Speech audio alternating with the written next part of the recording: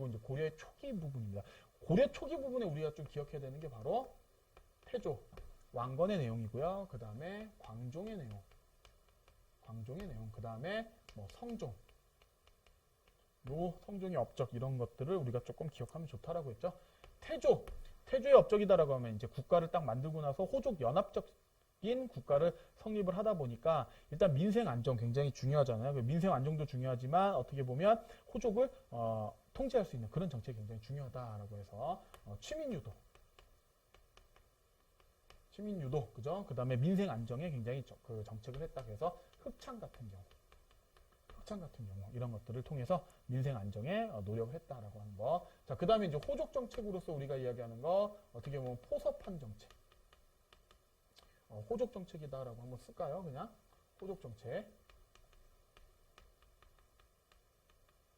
호족 정책이다라고 해서 호족을 포섭한 게 있고요. 또는 견제한 게 있어요.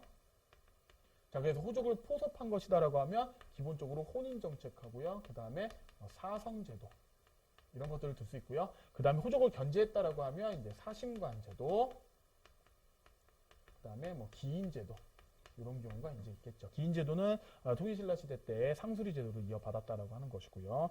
이렇게 좀 내용을 정리할 수 있겠네요. 자, 그 다음에 이제 북진정책 추진했고 서경을 중시했다. 그죠? 그 다음에 발해 유민들을 적극 포용했다라고 하는 거. 그래서 북진정책의 결과 일정 부분 청천강부터 영흥만까지 조금 국가의 영토를 조금 더 북쪽으로 이제 올렸다라고 하는 국경선을 올렸다라고 하는 부분. 자, 그 다음에 별도로 신하들이 지켜야 되는 내용, 정계와 어떤 계백 요서. 그 다음에 훈요 10조. 이런 것들로서 어떻게 보면 국가의 어떤 시작되는 기틀을 다졌다라고 하는 게 이제 태조 왕건의 업적이다라고 볼 수 있죠. 자, 그 다음에 광종이다라고 하는 거 이제 미쳐가지고 호족을 숙청해서 빛나는 왕건을 만들었다라고 하는 거니까 광종은 이때 이제 호족 정책에서 태조 때 하지 못했던 강력한 호족 숙청을 진행한다라는 거고 대표적인 제도가 하나 있어요. 노비 안건법이다라고 하는 거. 노비 안건법은 꼭 먹고 알 먹고다라고 했죠. 굉장히 중요하다라고 했습니다. 그죠? 노비를 검사해서 어떻게 보면 과거의 혼란기 때 귀족의 호족에게 노비로 편입됐던 불법적으로 편입됐던 사람들을 다 양인으로 풀어주는 거예요. 그러다 보면 호족의 힘은 약화되고 그들이 양인이 돼서 어떻게 보면 국가에 세금을 내니까 어떻게 됩니까? 국가의 재정은 확충되고 그것 자체가 꼭 왕권 강화 아닙니까? 이런 식으로 여러분들이 좀 같이 생각하시면 되겠어요. 그 다음에 과거제를 통해서 유교적인 소양을 갖춘 관리들을 등용했다라고 하는 부분. 자, 그 다음에 황제를 칭했다라고 하는 거고 광덕이나 어떤 중풍과 같은 독자적 연호를 사용했다. 그 다음에 공복 제정했다. 뭐 이런 것들이 광종의 정책에 이제 들어갈 것이다라고 하는 거죠. 자, 성종이다라고 하면 국가의 체제를 이뤘다라고 이야기하는 거고 성종의 정책으로서 이제 이야기하는 거 유교적 통치체제 이런 것들을 정비했다라고 하는 거예요. 대표적으로 누구의 건의를 받아서요? 바로 육도품 출신의 유학자예요. 최승로의 시무 28조죠. 이거의 건의를 받아서 유교적 통치체제를 완성했다라고 하는 거고 이제 좀 업적으로 이성육부 중앙의 이성육부 제도를 정비했다. 그 다음에 지방으로 따지면 이제 12목의 지방관을 파견했다라고 하는 거. 그 다음에 뭐 향리제를 정비했다라고 하는 거죠. 그 다음에 지방의 뭐 향교 같은 거, 그죠? 그 다음에 이런 것들을 위해서 이제 어떻게 보면 지방에도 경학박사나 의학박사를 이제 파견했다라고 하는 거죠. 지방에 경학박사나 의학박사들을 파견해서 이제 유교적인 어떤 내용들을 전파하기 위해서 파견했다. 이런 내용들 같이 보시면 되겠습니다. 자, 그 다음에 별도로 이제 보시면 이런 어떤 중앙의 정치 조직 이성육부 체제와는 다르게 이제 지방 행정 조직은 5도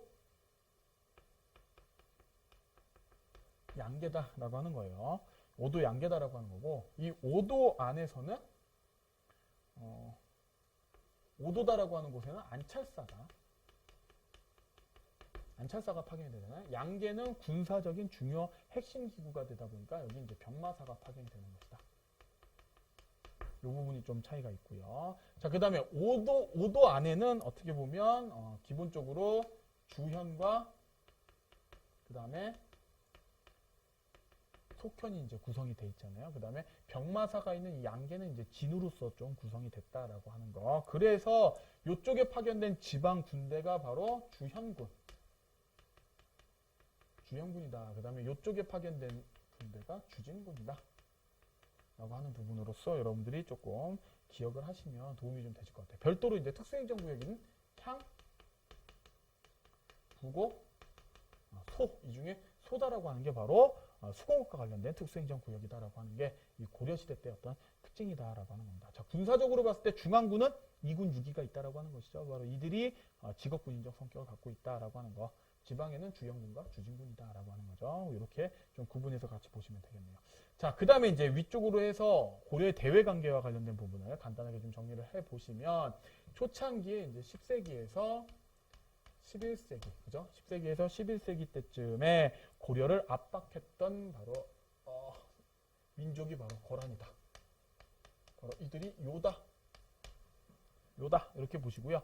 뭐 연도를 암기하시는 것보다는 그죠? 뭐 993년 그 다음에 뭐 1010년 그 다음에 뭐 1019년 뭐 이렇게 돼 있는데 이 거란이 바로 어떻게 보면 당시에 동아시아의 정세에서 그죠? 이쪽에 이제 송, 그 다음에 고려, 그 다음에 거란, 요 이렇게 있을 때요. 고려하고 송이 지나치게 이제 친하니까 그죠? 거란의 입장에서 이제 고려를 압박하게 된 것이죠. 10세기, 11세기에 세 차례에 걸쳐서 침입해 들어옵니다. 그래서 1차 침입. 그죠? 1차 침입인데 요때 이제 이걸 막았던 소송령이 침입해 들어왔을 때 이걸 막은 사람이 이제 서희다라고 하는 인물이고 바로 외교 담판을 통해 가지고 어디를 획득합니까? 이 강동육주 아닙니까? 강동육주를 획득했다. 강동육주가 바로 이쪽 지역이죠. 압록강 연안의 이쪽 지역이다라고 하는 거 여러분들 좀 같이 보시고요. 자, 그 다음에 2차 침입 때는 뭐 때문에 들어왔다고 했어요? 강조의 정변이죠. 목종폐위 사건, 강조의 정변입니다. 강조의 정변에 의해서 요걸 빌미로 들어왔는데 양규가 활약했다라고 했죠. 양규가 활약하고 결국에는 이제 강화조약을 맺었다. 현종의 입조 문제로 강화조약을 맺었다라고 하는 거고 그 다음에 3차로 침입해 들어올 때는 이제 어떻게 보면 강동육주를 반환해 달라. 그죠? 니네 결국엔 약속 안 지키지 않았느냐. 뭐 이런 것들로 해서 이제 들어왔다는 것이죠. 그때 이제 소배합이 침입해 들어왔는데 그때는 이제 정확하게 우리 강감찬의 귀주대첩. 그죠? 강감찬 장군의 귀주대첩으로서 물리쳤다라고 하는 거죠. 바로 이러한 거란의 침입을 물리침으로 해서 그 이후에 나타난 결과다라고 하는 건 당시 고려와 거란과 그 다음에 송나라가 세력 균형을 유지했다라고 하는 거고 그 다음에 나성을 개경에다가 축조했다. 그 다음에 천리장성, 압록강부터 도련포까지 천리장성을 축조했다라고 하는 부분들이 이제 결과적인 부분으로 등장할 수 있습니다. 자, 그리고 이제 12세기 때 해가지고 이때 이제 여진이 침입해 들어오잖아요. 여진인데 초창기에 여진 쪽 중에서도 이제 여진족 완颜부가 침입해서 압박해서 들어올 때 당시 윤관이 이제 동북구성 그죠? 그래서 윤관의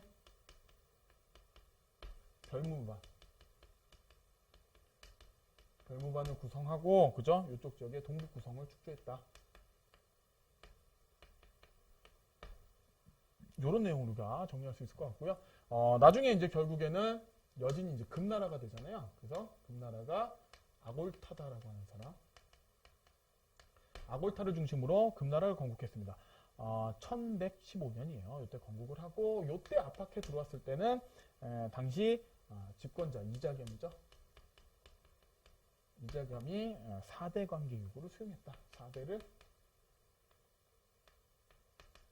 수용했다.